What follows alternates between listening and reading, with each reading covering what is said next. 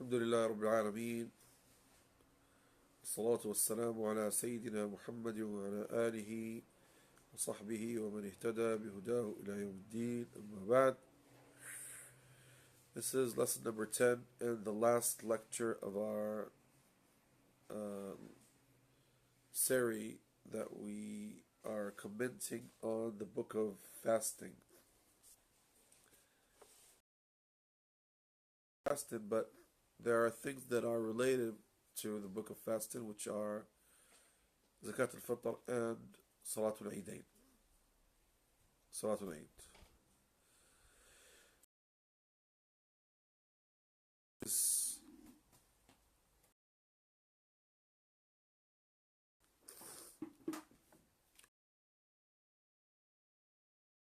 Finish. I ask Allah subhanahu wa ta'ala to accept our fasting and accept our prayers and accept all of our worships in this blessed month. Of course, and after praying and after doing all these things, there is still one thing to do in the end of Ramadan. That's paying the breakfast fast charity, if I can give it this name, the breakfast charity. Zakat al-Fitr or Sadaqat al-Fitr. There are a few hadith about Zakat al-Fitr.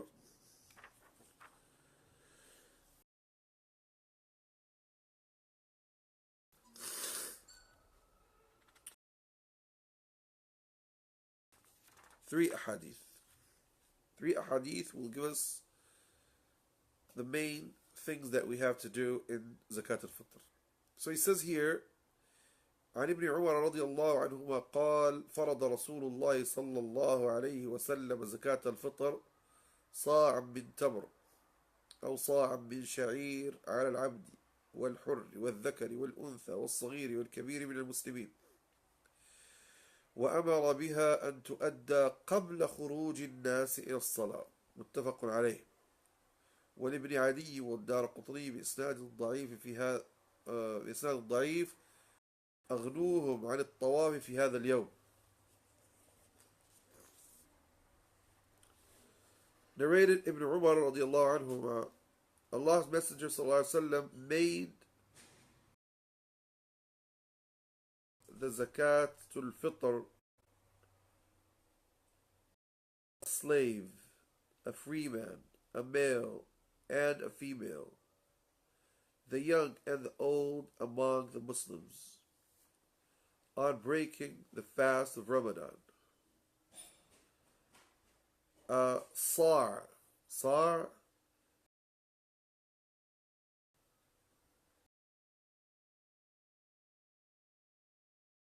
21 kilograms, 2 kilograms and 21 grams of dread dates, or sar of barley. He ordered this should be distributed before the people went out to the Eid al-Fitr. Prayer upon. Ibn Adi and the Daraqutni reported from Ibn Umar through a weak chain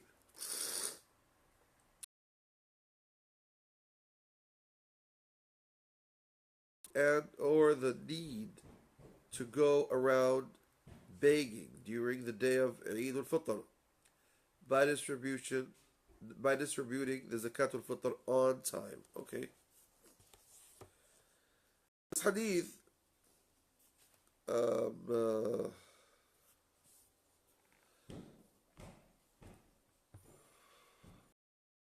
that's Zakat al-Fitr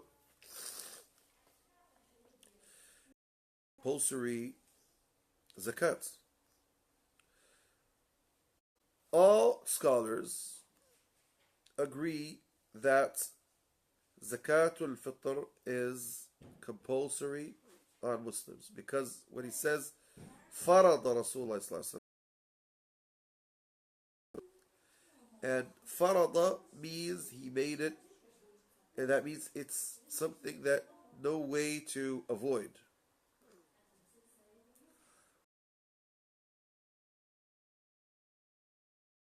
That Zakatul Fitr is something that is compulsory on the Muslim.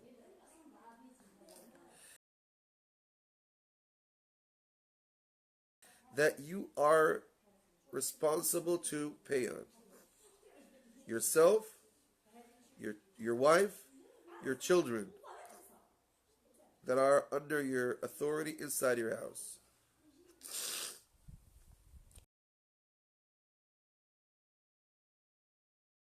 To pay on, as long as all of these are Muslims, and it is compulsory on every Muslim, no matter he's old or young or child. And even some scholars say you pay it even on the baby that is in the mother's womb.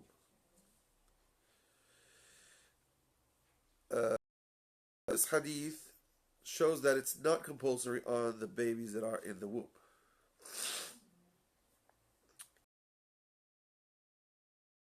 Lots of narrations that make it preferable to pay even on the children that are in the womb that are still not born. And Uthman radiallahu anhu used to pay it on the children that are in the womb. Is it asked to, what is the time to pay this charity?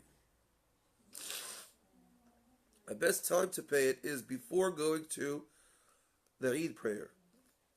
Before people go to the Eid prayer, and it becomes compulsory. There are some scholars say the day of the Eid, some others say no, the night of the Eid. And the main idea of this zakah is to make the poor people and the needies feel the Eid, and they can benefit. And instead of going and begging people, they sit in their house and they prepare themselves for their Eid, like everybody.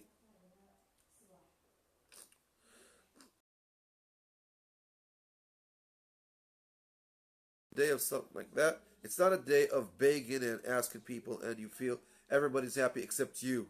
No. Everybody has to share the happiness of that day. Have several opinions about when are we asked, when is it compulsory, and when is it voluntarily, and when are you allowed to pay this zakat.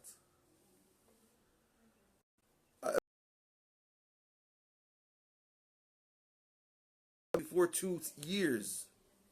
You can pay it before a year or 2 years even.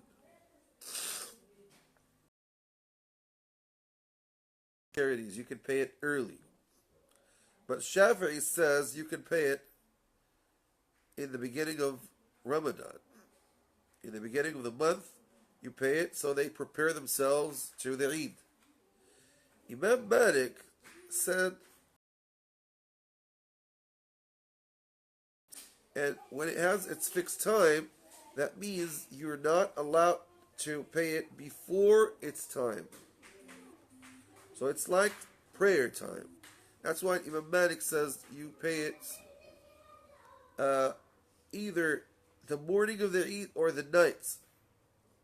But if you pay it for 2 days of the Eid, there's no problem about that, because the things that are close to each other, you can consider them on time.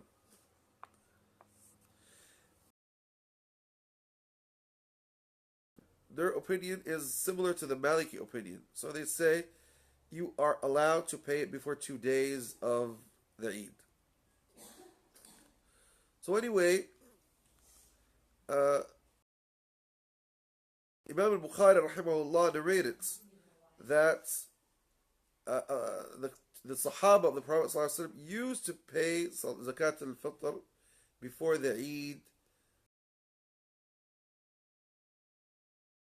and that I think that's more better than giving it in the day of the Eid. Why? Because the day of the Eid, they're not going to have time to benefit from it. If you give it to them as barley or wheat or whatever, even if you give it by money, according to the opinion that says you're allowed to give it by money.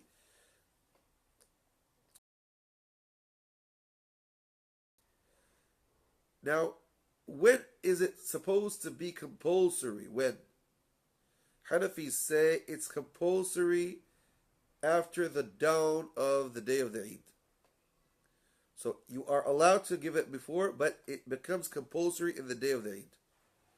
So if somebody dies before the day of the Eid, he's not supposed to give it out. But if he dies after the dawn of the Eid, his family has to give the charity from his money.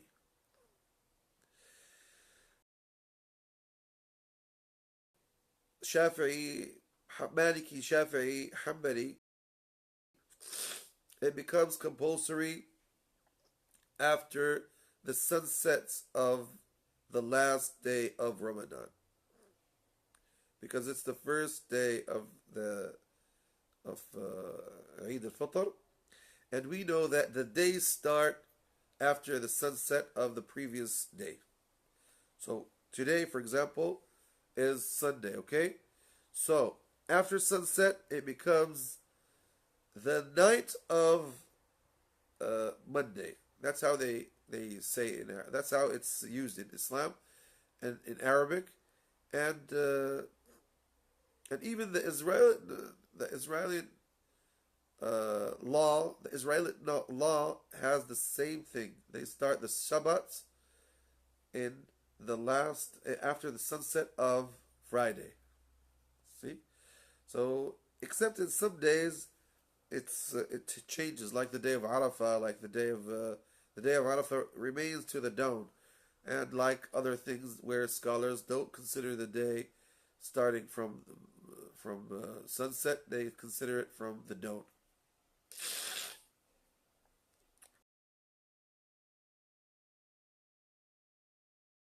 Dies, or somebody's born. If somebody's born after the sun sets, are we asked to give his charity, or he was born after it was uh, compulsory, so he's not asked to pay the zakats? This is the difference between the two opinions. وعن أبي سعيد الخدري رضي الله عنه قال كنا نعطيها في زمن صاعا من طعام أو صاعا من تمر أو صاعا من شعير أو صاعا من زبيب متفق عليه وفي رواية أو صاعا من أقط. قال أبو سعيد أما أنا فلا أزال أخرجه كما كنت أخرجه في زمن رسول الله صلى الله عليه وآله وسلم. ولأبي داود لا أخرج أبدا إلا صاعا.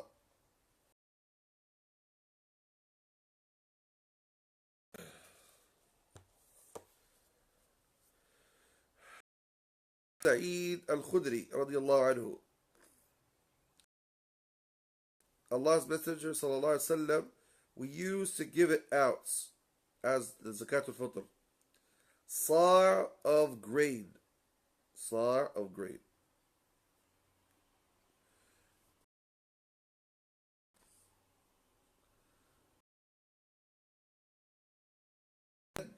Dried dates, or of dried dates, or of barley, or of raisins agreed upon. In another narration, asar, asar.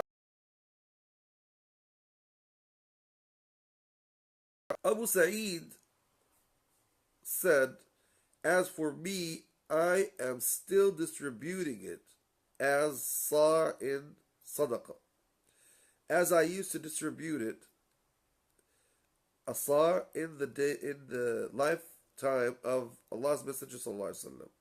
Abu Dawood has, I will never give out as sadaqah anything except asar.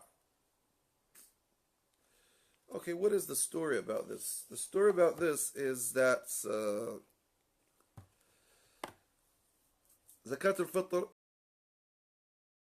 paid from these five types of food, which is wheat, barley, or it says here wheat,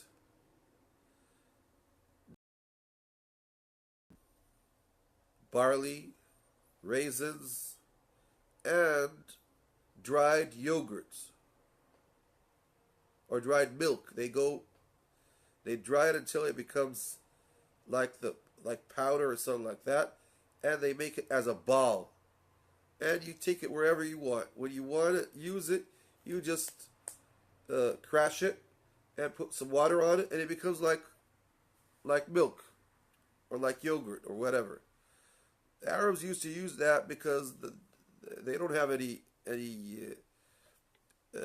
refrigerators to put their food in, so they need to dry it so it won't get rotten. Uh,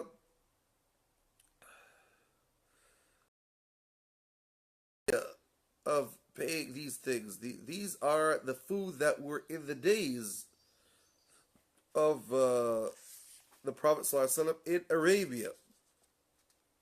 But that doesn't mean that every country is like that. So that means that every country has its own food that it usually everybody eats. So you give the needies and the poor guys from the same food that you eat.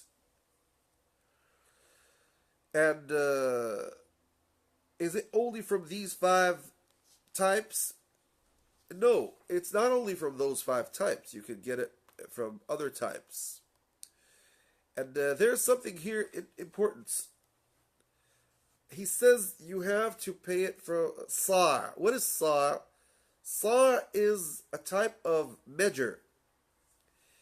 It's 4 mud. Mud is this: 2 hands open, full of anything. That's the mud of the Prophet ﷺ.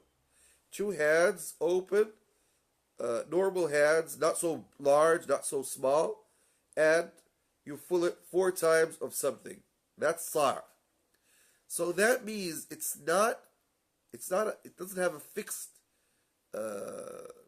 weight, because it's a measure.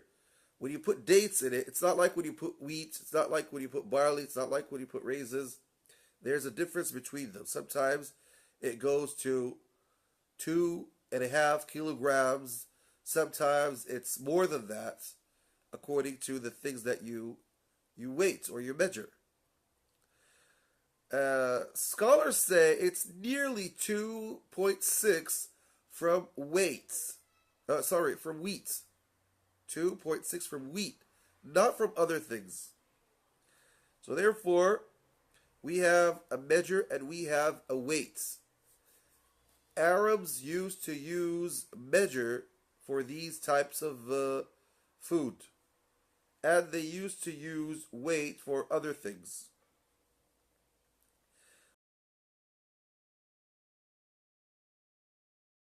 Which makes us understand what's in this hadith. Because Abu Sa'id al-Khudri says that he used to give sa' in Medina. When he went to Sham, to Syria, he found that Muawiyah said to them that in the ancient days, the sa' of wheat had changed nowadays from those days to these days. And I suggest, instead of giving one sa', instead of giving sa' of what is mentioned here, we will give only half sa' from wheat. He came to Medina in Hajj. He performed Hajj, and then he visited Medina, and then he said, I see that 1 mud from the wheat, it is equal to 2 mud of others, because it's very good and neat. Abu Sa'id al-Khudri, We used to give it in the days of the Prophet ﷺ, sa. I will remain giving it sa. I won't give it uh, half mud or half sa, which is 2 mud. But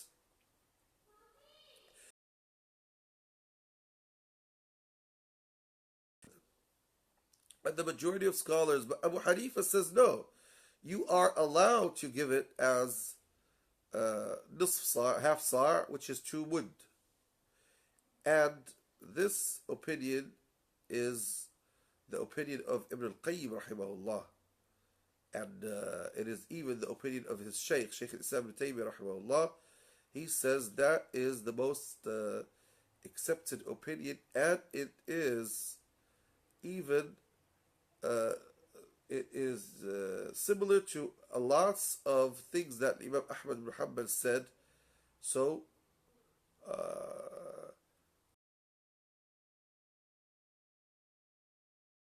thing to do is to pay sa'. Shaykh Ahmad ibn Sadiq al-Ghumari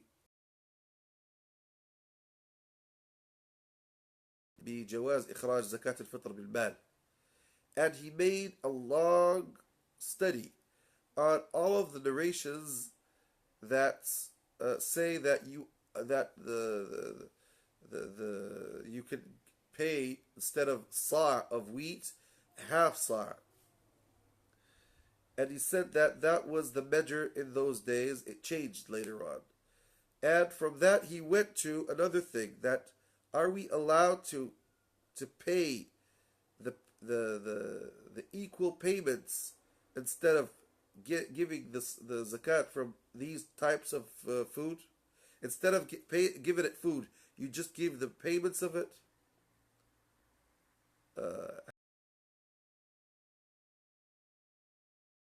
Here he says yes, and he says that there are lots of narrations that prove that it was from the days of the Prophet ﷺ half sa'. It was from the days of the Prophet ﷺ half sa'. It's not something that Muawiyah just innovated it from his mind.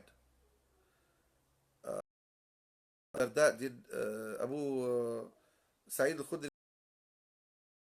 and others paid attention to that, and he gave lots of narrations from even the Sahaba radiallahu anhum that said that sa' from everything except wheat, it's half sa'. Wallahu a'lam, but this was the opinion of the majority of scholars, to give sa' from everything, and even the wheat.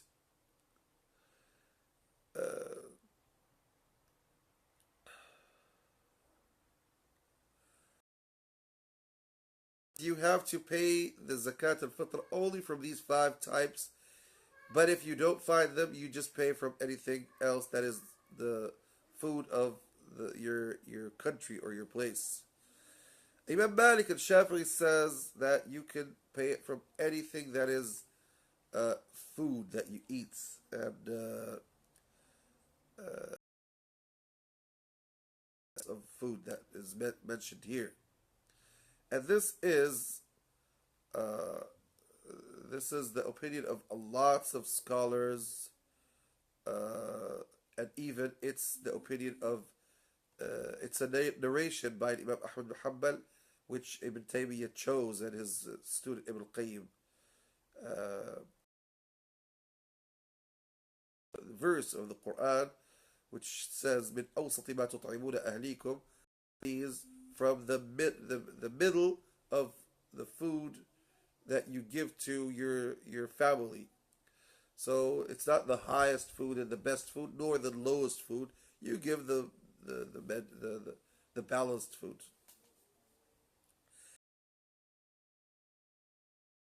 Pay to the needies and the poor guys. If you don't give them from the food that they eat, what are they going to do with that food? They might throw it out. Now, for example, people of India and Asia, most of them eat rice. But the people of Arabia and all Arabic countries, most of them use wheat or barley. Or even Arabia, they use a lot dates. And the desert places, they use dates a lot. So those are the things that people eat. But when you go back to Europe or America or other places, you're going to find something else. And it might differ from a place to another. So that goes back to the culture and the society. And you have to know what is the most, what is the food that is that people use. I mean, even in Europe, people use a lot bread. Like North Africa, they use bread a lot. But Asians don't use bread a lot. They use rice. So that's why it differs from a place to another. Yes.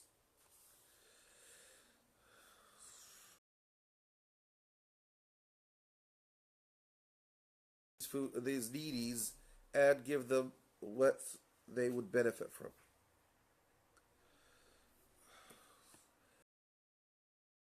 الفطر is عن ابن عباس رضي الله عنهما قال فرض رسول الله صلى الله عليه وسلم زكاة الفطر طهرة للصائم من اللغو والرفث وطعمة للمساكين فمن أداها قبل الصلاة فهي زكاة مقبولة ومن أداها بعد الصلاة فهي صدقة من الصدقات رواه أبو داود وابن ماجه وصححه الحاكم. Narrated Ibn Abbas رضي الله عنهما Allah's Messenger صلى الله عليه وسلم zakatul fitr as a purification of the fasted person from senseless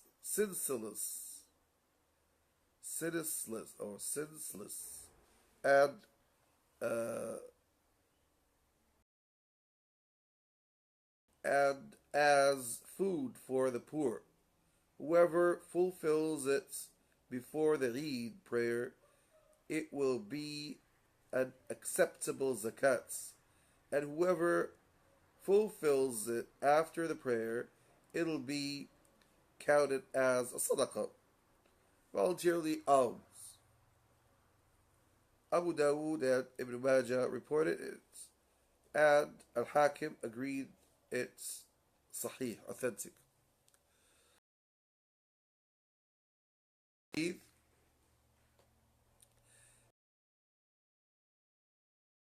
Idea of zakatul fitr, a charity given to purify yourself from all the sins that you may have been done in Ramadan. You may maybe you didn't fast properly, you slept a lot, you spoke something bad, you backbited somebody, you did a lot of things. We can make a lot of mistakes in fasting, so we need to purify our fasting. And this hadith shows us the time of zakat al-fitr, which means first that zakat al-fitr is compulsory. The second thing is that it purifies the one who is fasted from all of the mistakes that he did or he has done in his days of fasting. Uh, you take care of the needies and the people who are the poor guys and the needies that need people to think about them in the days of fasting. And this hadith shows that it is compulsory for you to pay the zakat al-fitr before going to the Eid prayer. And it is forbidden for you to give it after the prayer, Eid prayer. So if you give it before Salat al-Eid, it's accepted. After Salat al-Eid, it's only a normal charity. That's it.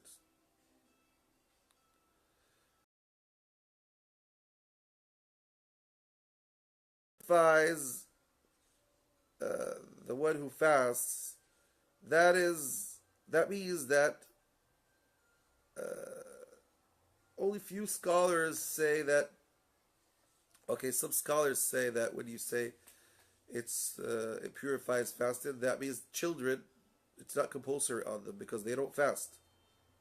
But the majority of scholars say no, it is. obligatory to be paid on the children, and uh, the because the hadith is in general, hadith is general, but the hadith shows that there are several uh, there are several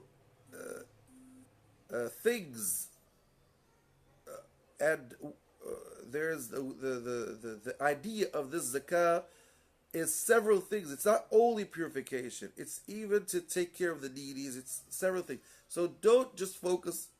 It's wrong to just focus on one thing rather than focusing on all of the things that we mentioned in these hadith that we just spoke about.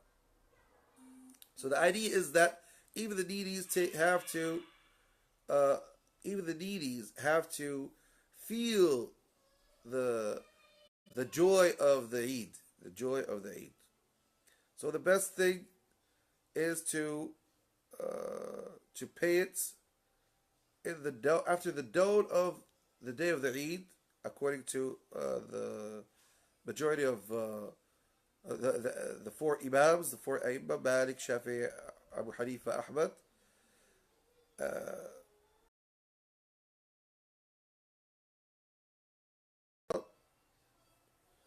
Uh, it's either haram or makruh, either forbidden or unpreferable.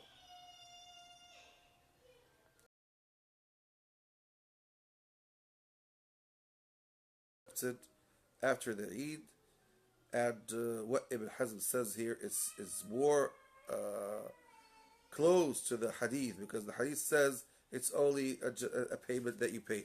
It's only a sadaqah. Now, the last thing here, which is very important, is are we allowed to give the cost of zakat al-fitr rather than giving zakat al-fitr, rather than paying it from these types of food? So somebody could say, well, I just want to pay it money. Instead of paying it as from these types of food, I just want to pay it as money. Are you allowed to do that? Okay, according to the Hanafis, yes.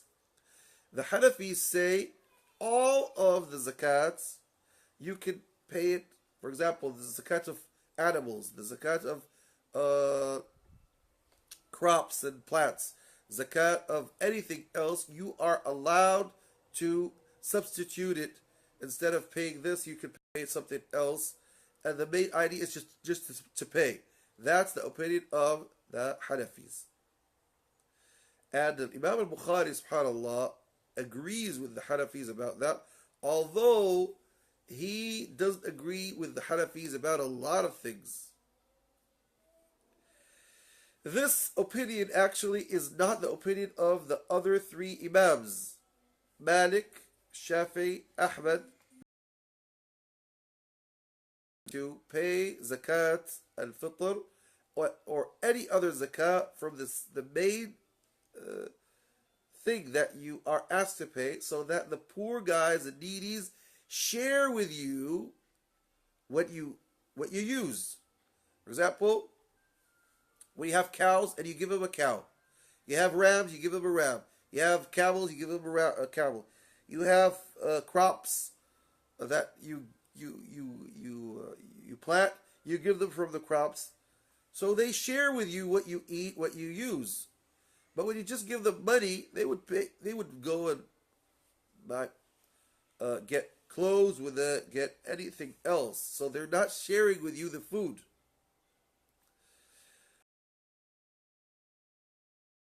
Al-fitr. Okay, I'm gonna pass to another thing now. Now, Al-Ahnaf and who agree with them, like Ashhab from the Malikis, and like Ibn Taymiyyah from the Hanbalis, say that paying it from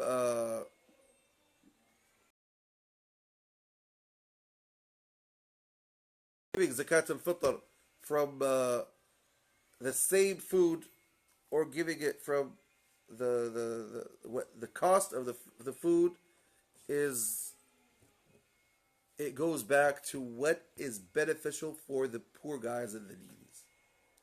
And many scholars nowadays say when you give the needy the barley or the wheat or whatever, they would not benefit from it. They would go selling it maybe by half of its cost, and they lose in it, and they want money so that they can buy clothes, they can buy things and prepare themselves for the Eid.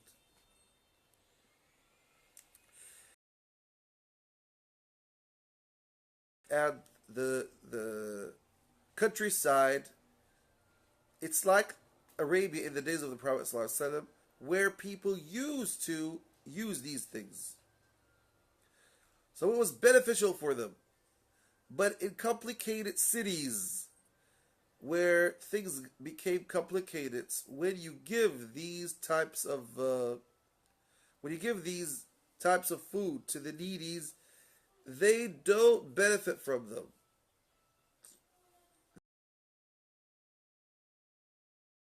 By a cost that is less than what they cost, and they lose in them, and leads them to, instead of benefiting from that thing that you gave them, it'll it'll bother them. That's what they say. So in this case, it's better for people to give them the cost directly rather than giving them the food, and they will lose time searching for selling it. Opinions. I don't like people to be strict in their opinions, and they say, no, this is the opinion, this is the sunnah, and everybody who is against sunnah, he's out of Islam or whatever, like many people say. And you can see that these imams are searching for how to implement the hadith, not how to contradict the hadith. So we have to respect our imams and know when there is a strong conflict, we have to respect the opinions. Yes, the majority of scholars say you're not allowed to pay them only from these types of food. Abu Hanifa, who is a great imam, and Al-Bukhari, and Ibn Taymiyyah, and others say you are allowed to pay the zakat from the cost of them. Give them money, for example. Let me just say, give $2 for everybody, or $1.50, for example. I don't know what are the costs in the West. What euro? How many? If we say that it's 2 kilograms, 2.6 kilograms of wheat or barley. Let us say wheat because it's the most thing that people use in Europe, for example, and even North Africa. How much is that going to be? And I think wheat and rice are similar to each other, so even it might be 2.6 from the rice for the people of Asia and stuff like that. So 2.6, how much is it going to be? How much does it cost in the places that it is in? It differs, of course, from a place to another, and that goes back to the people of those countries. They can decide about that. Now, somebody could ask me, what is my opinion about that? What is my opinion? I can say that I would prefer to give it from these types of food, and I will choose the most beneficial thing for the needies and poor guys, which would benefit from it. Actually, in North Africa, and especially in our country, Morocco, if you make the wheat as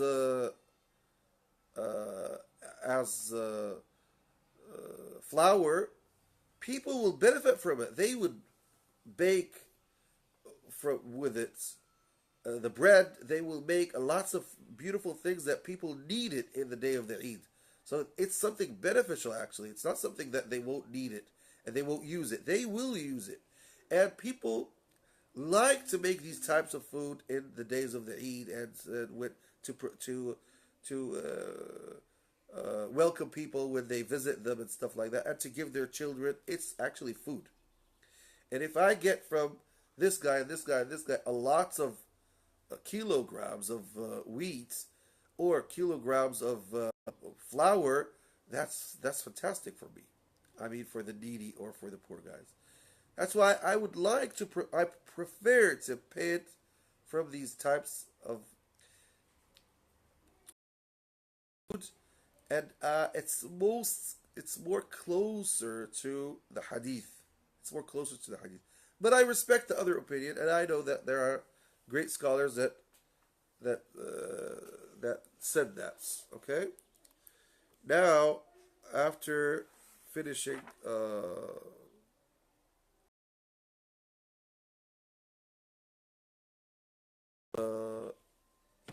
Zakat al-Fitr, let us speak about Salat al-Eidain, which is the last thing you do in after Ramadan. The last thing you do is you pray Salat al-Eidain. May Allah accept our fasting and all of our worships. So this he says here, وعن عائشة رضي الله عنها قالت قال رسول الله صلى الله عليه وسلم الفطر يوم يفطر الناس والأضحى يوم يضحي الناس رواه الترمذي.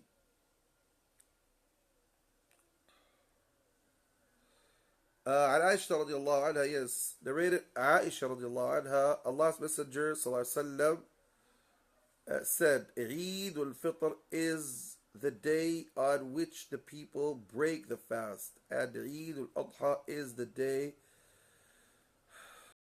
people offer sacrifices, reported by At-Tirmidhi. What does this hadith want to say?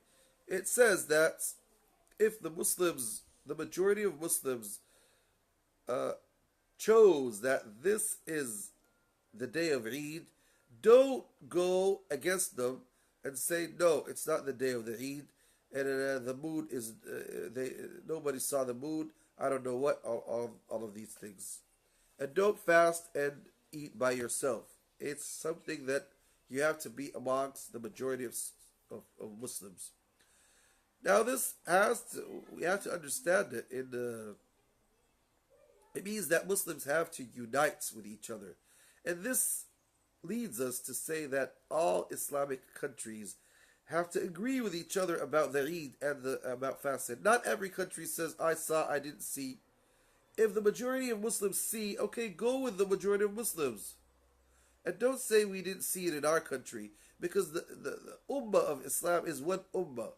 It's not several ummahs.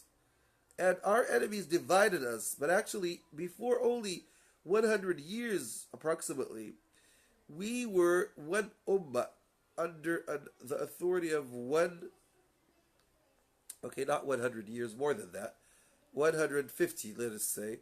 We were one ummah under a big empire, the Ottoman Empire, but the majority of Islamic land was under its authority. But then it collapsed and it got divided by the enemies, and every country started saying, I'm so and so and I'm so and so, where actually all of us are one nation. All of us are one nation. All of us are brothers. إِنَّمَا الْمُؤْمِنُونَ إِخْوَةٌ, our brothers. Okay. وعن أبي عمير ابن أنس عن عمومة له من الصحابة أن ركبا جاءوا فشهدوا أنهم رأوا الهلال بالأمس فأمرهم النبي صلى الله عليه وسلم أن يفطروا وإذا أصبحوا أن يغدوا إلى مصلاهم. رواه أحمد أبو داود.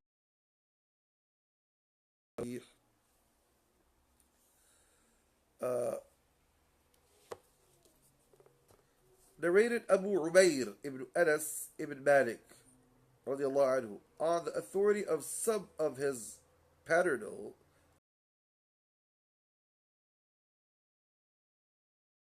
were among the companions that some writers came and testified that they had seen a new moon the previous day. They had seen a new moon the previous day. The Prophet ﷺ therefore commanded the people to break the fast and go out to their place. of prayer in the morning, reported by Ahmad and Abu Dawood. This is Abu Dawood's wording, and its isnad is sahih, authentic. What do we get this from this hadith? We get from this hadith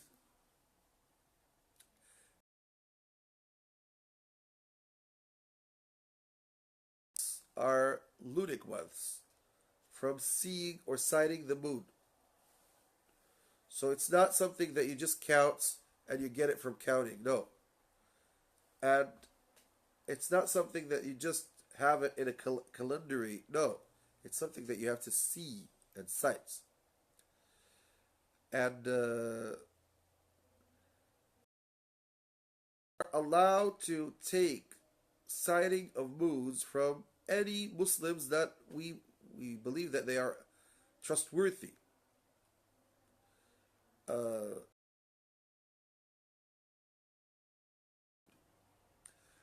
Some scholars say that for fasting it's only one, but for breaking fast it has to be two. The majority of scholars say breaking fast has to be two, but a lot of scholars, Malikis and others, say even for sighting the moon it has to be two. I think we spoke about this in sighting the moon in Ramadan, but this is for breaking the fast. Now here the hadith that the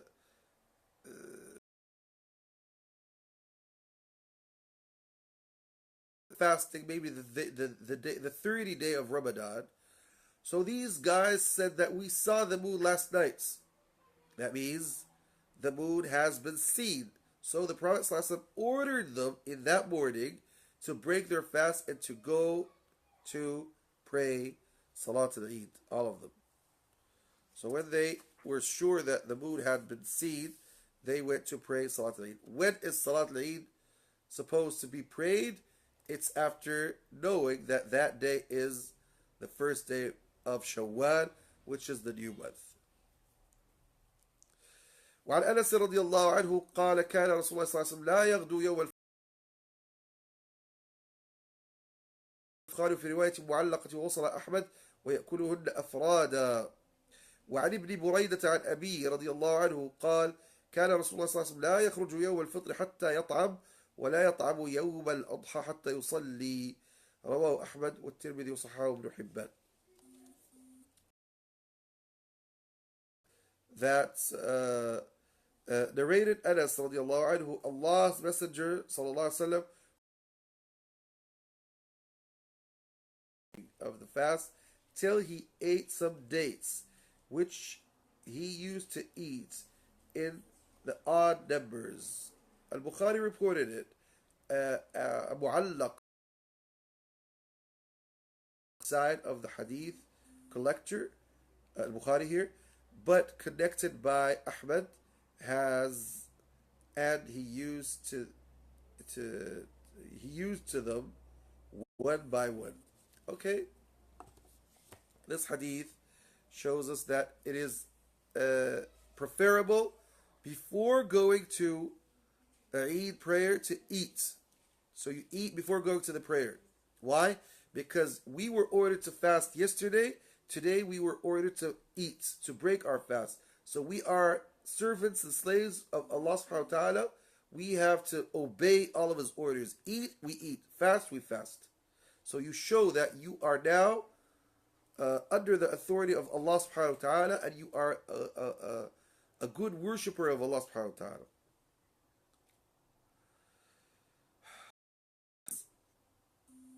It is preferable to eat when you wake up in the day of the Eid. But in the Eid of sacrifice, Eid al-Adha, it's not preferable to eat. It's preferable to wait until you eat from the sacrifice itself. Dates, because it's sweet and it gives you power. It gives you power, calorie and power. And it's preferable to eat it in an odd number. So this is the main idea of this hadith.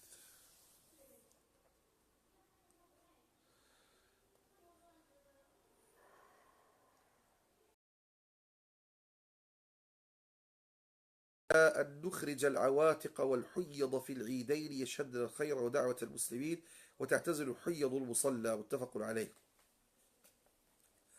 Ibn Atiyah radiallahu anha says, narrated, Atiyah radiallahu anha, we were commanded by the Prophet sallallahu to bring out on Eid al-Fitr and Eid al-Adha, participate in the goodness and supplications of the Muslims. However, the ministering woman would refrain from the actual place of prayer agreed upon. So everybody is asked to go to pray Salat al-Eid. Now, this hadith is the opinion of some scholars who say it is compulsory to pray Salat al-Eid for everybody, women and male and female.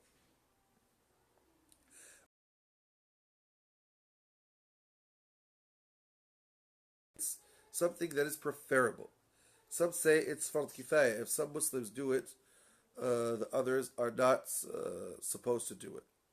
So the Malikis, the Shafi'is say it's a strong sunnah because the Prophet ﷺ, when the Bedouin asked him, how many prayers should I pray? He said 5 prayers. So 5 prayers, that's the only compulsory prayers. Others are not compulsory. This is the opinion of the Malikis and the Shafi'is. The Hanbalis say no, it's fardu kifaya. That means if some Muslims do it, the others are not supposed to do it. So the main idea is that it has to be done.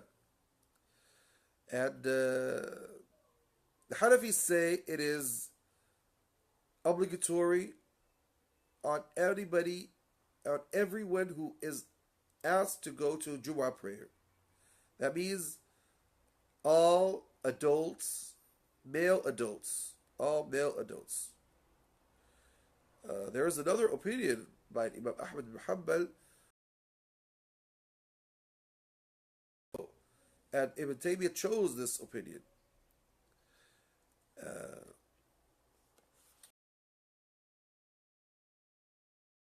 The hadith says he ordered us, and he ordered whom? The woman, and even the ministering woman. So that means it's a joy day. It's a very important day. It's even more important than Fridays because it's a big Eid. It's our festival. We Muslims, we have 2 festivals. It's Eid al-Fitr and Eid al-Adha. These are 2 Eids that we have. All others are not actually called Eids. So that's why every Muslim of you guys has to take his family to the prayer, have children, women, but focus on that, insist on your wives to wear full hijab so that it won't be fitna for other Muslims. That's why scholars say, well, actually, if she's still young, but the hadith says the young woman, the ministering woman. So actually, when she wears her official hijab, that's it. Men have to lower their gaze. They don't tell a woman, no, don't go because you're still young, you're beautiful, you're so. No. This is how we have to understand these hadith. وعن ابن عمر رضي الله عنهما قال كان رسول الله صلى الله عليه وسلم وأبو بكر وعمر يصلون العيدين قبل الخطبة متفق عليه. Okay, this is yes, narrated Ibn Umar رضي الله عنهما, Allah's Messenger صلى الله عليه وسلم, Abu Bakr and Umar رضي الله عنهم used to offer the Eid prayer before the khutbah regular. It's flipped over. It's not like the Jumu'ah.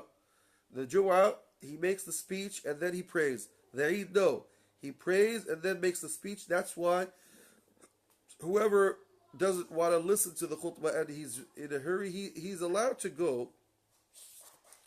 But actually he's asked to stay until he can gives the dua and everybody says Ameen, and then when you finish, everybody greets the other, and they feel the joy of the Eid and the love that Muslims love each other, and all of them are happy with this special day.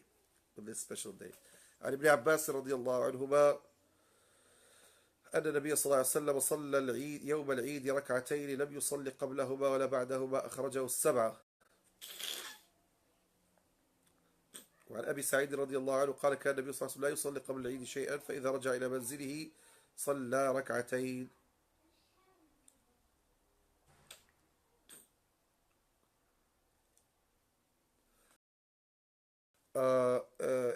Ibn Abbas رضي الله عنهما narrated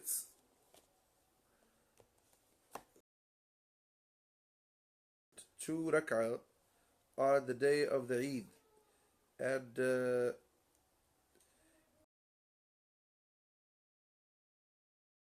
reported by all the 6 books, and Imam Ahmad.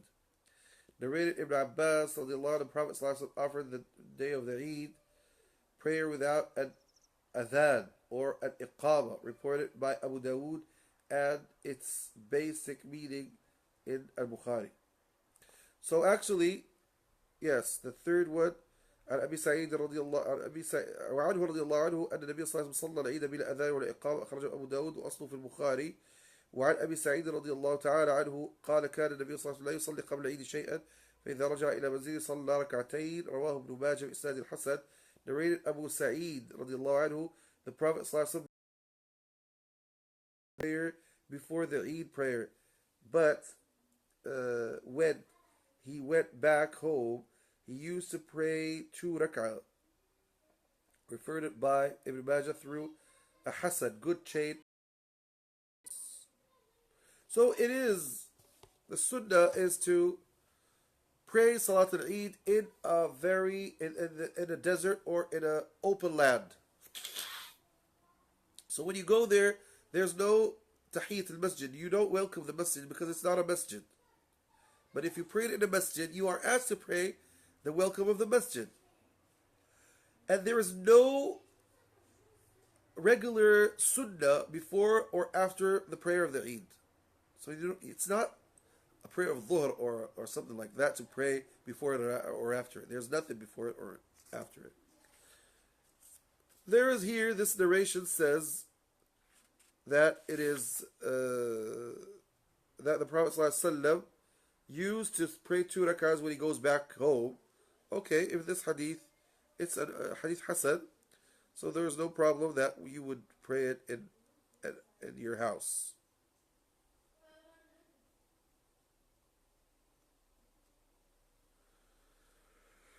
Okay, so this is the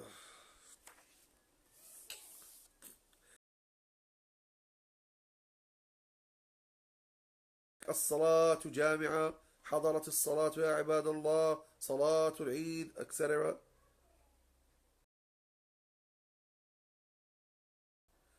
There is no adhan, no iqama, no nothing, because the Prophet ﷺ didn't do that.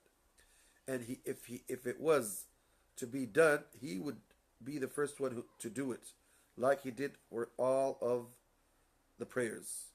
So the Malikis say it's an innovation. Others say it's innovation. Some scholars say, well, actually, like the Prophet ﷺ called for Salat al-Kusuf, there's no problem to call and say as-salatu jami'ah, prayer is gathered, or something like that.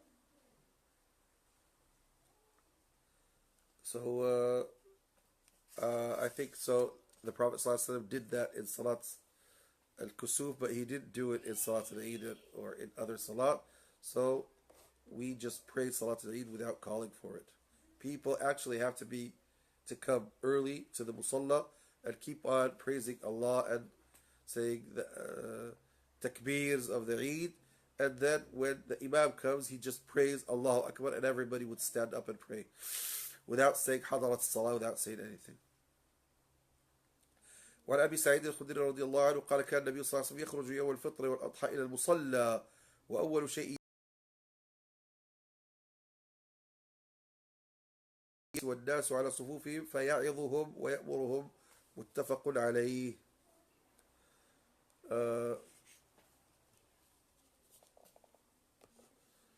Narrated Abu Sa'id radiallahu anhu, the Prophet ﷺ on the day of the breaking of the fast and the day of sacrifice to the place of prayer, and the first thing he would start with was the prayer. When he finished, he would stand facing the people who were sitting in their rows and would then speech to them and command them, agreed upon. So this is clear. This is so clear, and it shows that there is a speech on the day of the Eid, and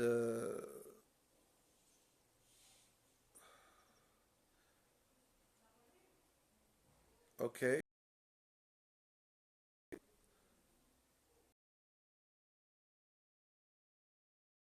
sorry, it's part of the prayer. It's part of the day, but if he doesn't do it, it's not. It doesn't affect the prayer, and it is preferable to do it and preferable to sit down until the speech is finished, so that you listen to the speech and you invoke with the imam. So that's something that is asked to do. عن أبي عن جده رضي الله عنهم قال قال النبي صلى الله عليه وسلم التكبير يوم العيد قال النبي صلى الله عليه وسلم التكبير في الفطر 7 في الأولى و5 في الأخرى والقراءة بعدهما في كلتيهما أخرجه أبو داود ونقل الترمذي عن البخاري تصحيحه. وعن أبي واقد الليثي رضي الله عنه قال كان النبي صلى الله عليه وسلم يقرأ في الأضحى والفطر بقاف واقتربت أخرجه مسلم. So his father on the authority of his grandfather, the Prophet ﷺ said the takbir in Eid al-Fitr prayer are 7 in the first rak'ah. Allahu Akbar, Allahu Akbar 7 times. And 5 in the second. And the recitation of the Quran in both is after the takbir, reported by Abu Dawood.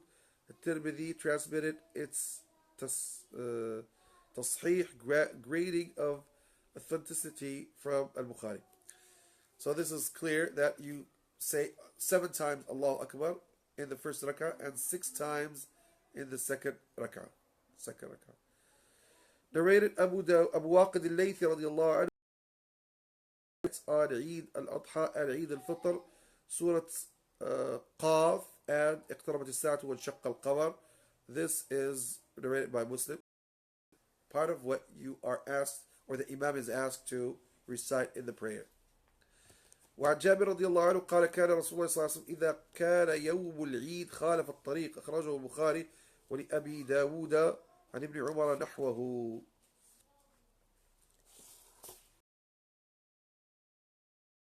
Narrated Abu Waqid al-Laythi radiallahu anhu, the Prophet ﷺ used to recite on Eid al-Adha and Eid al-Fitr Surah Qaf. Yes, narrated Jabir radiallahu anhu on the Eid day,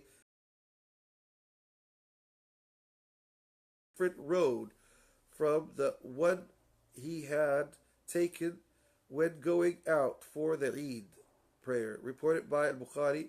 Abu Dawood has a similar report from Ibn Umar. Yes, so that you can meet other people, so that the road witnesses on you that you had worshipped Allah. There's lots of benefits about that. وعن أنس رضي الله تعالى عنه مدينة ولهم يومان يلعبون فيهما فقال قد أبدلكم الله بهما خيرا منهما يوم الأضحى ويوم الفطر. أخرجه أبو داود والنسائي بإسناد صحيح. وعن علي رضي الله تعالى عنه قال من السنة أن يخرج إلى العيد ماشيا. رواه الترمذي وحسنه. وعن أبي هريرة رضي الله عنه قال أنهم أصابهم مطر في يوم عيد فصلى بهم النبي صلى الله عليه وسلم صلاة العيد في المسجد. رواه أبو داود بإسناد لين. Narrated Anas رضي الله عنه, when Allah's Messenger صلى الله عليه وسلم came to Medina, he engaged in games. He ﷺ said, Allah has substituted for you something better than them, the day of sacrifice and the day of breaking the fast. Reported by Abu Dawood and Nasa'i with a Sahih Isnad, authentic chain. Narrated Ali radiallahu anhu in